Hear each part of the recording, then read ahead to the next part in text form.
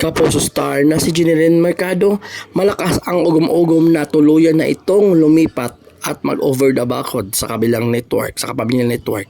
Dahil ayon sa source ni Miss Christine Permit, matagal na daw itong na-offeran ang Kapuso star na lumipat sa kapamilya network at nakita rin ito kasama ang mga heads ng ABS-CBN.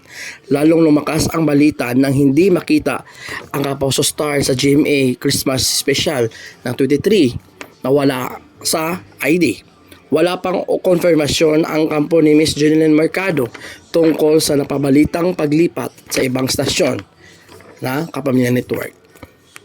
Kaya sisiguraduhin daw ng kampo ni Jeneline Mercado as soon as possible na may konfirmasyon na magaganap. Kayo mga ka-viewers, sa palagay nyo, sisikat pa ba ulit si Miss Jeneline Mercado kung lilipat ito sa kapamilya network? Abangan na lang natin sa darating na panahon kung saang